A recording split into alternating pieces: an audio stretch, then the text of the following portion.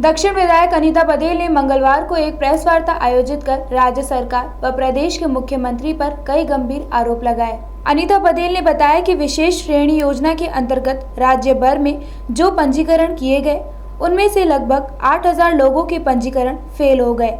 ऐसे में सरकार की मंशा पर सवाल उठना लाजमी है।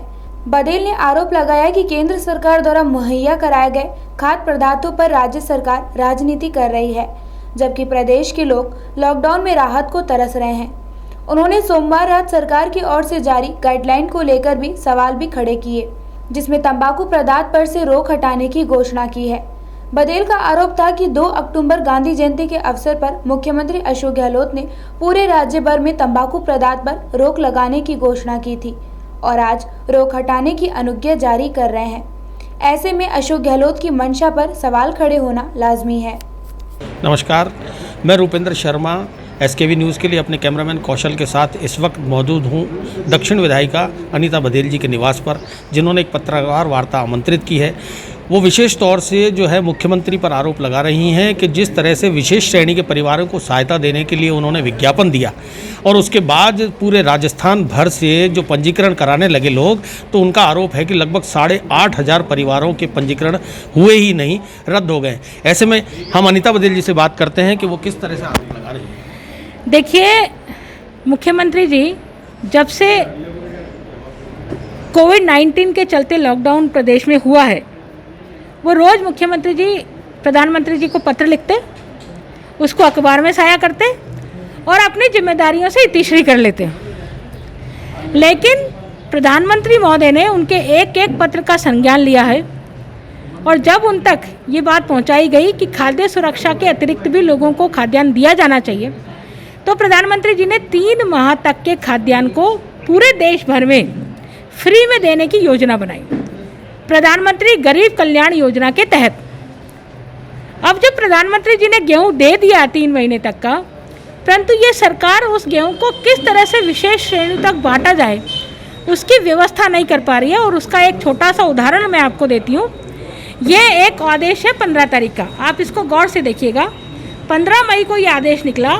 इस 15 मई के आदेश में 26 प्रकार की श्रेणियों के लोगों को खाद्यान्न से जोड़ने की बात कही। इस आदेश के निकलने के बाद में कोई प्रभावी कार्रवाई नहीं हुई और फिर पुनः 21 तारीख को 6 दिन बाद में एक नया आदेश निकलता है।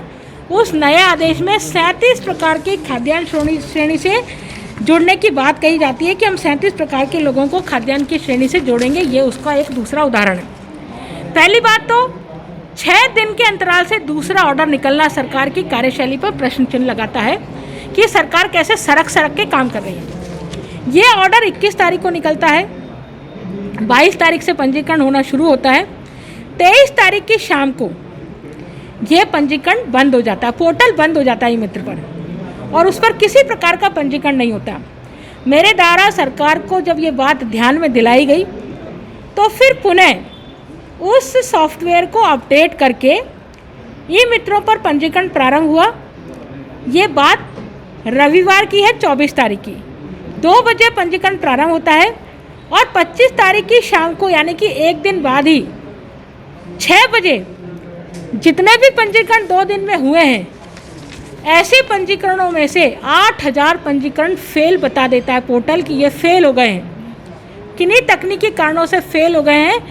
और ई-मित्र का डायरेक्टरेट ई-मित्रों पर ये मैसेज कहता है कि ये जो जन आधार वाले नंबर हैं जिनके पंजीकरण फेल हो गए, आप उनको फ़ोन करके बुलाइए और उनका पंजीकरण दोबारा करिए।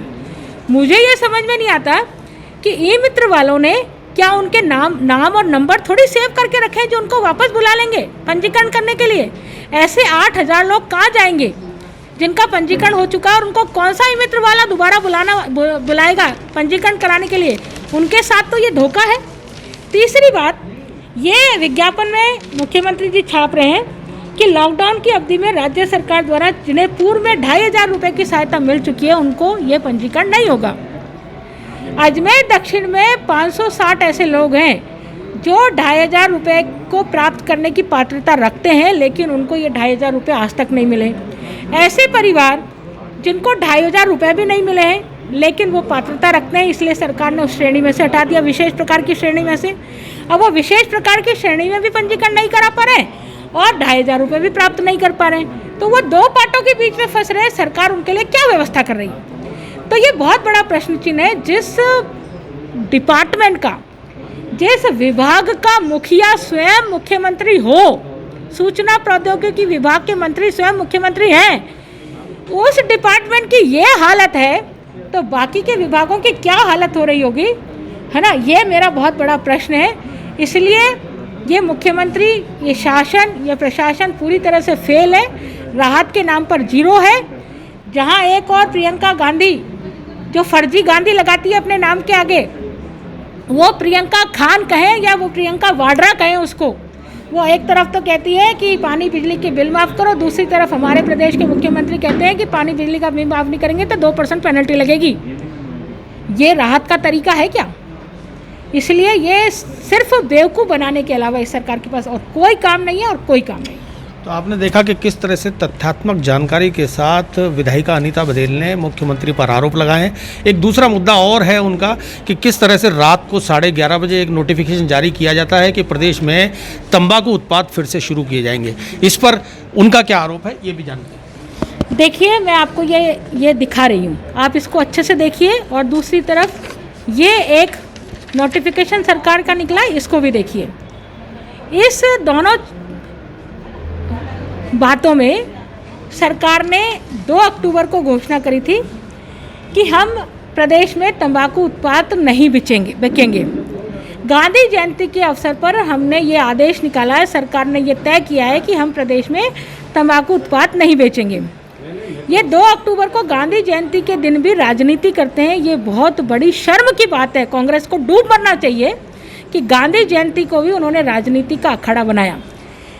कल रात को मुख्यमंत्री कहते हैं तंबाकू की बिक्री से रोक हटी, तो आपने तो तंबाकू पर प्रतिबंध लगा दिया था भाई, ये दोनों आदेश हैं। फिर आपने रोक हटाई है, तो क्या जनता को आपने बताया था कि हमने तंबाकू पर बिक्री वापस प्रारंभ कर दी है? ये सिर्फ भ्रष्टाचार करने के लिए तंबाकू पर रोक लगाई गई थी 2 अक्टूबर के नाम पर, और उन तंबाकू के व्यापारियों से पैसा लेकर के, रिश्वत का पैसा लेकर के पुनः तंबाकू की बिक्री प्रारंभ कर दी गई है। ये ऐसी सरकार है जो भ्रष्टाचार कैसे किया जाए उसके नए नए तरीके निकालती है। तो ये थी अनीता बधेल, जिन्होंने राज्य सरकार और मुख्यमंत्री पर कई तरह के गंभीर आरोप लगाए हैं। मैं रुपेंद्र शर्मा इस वक्त अपने कैमरामैन कौशल के साथ अनीता बधेल के निवास से।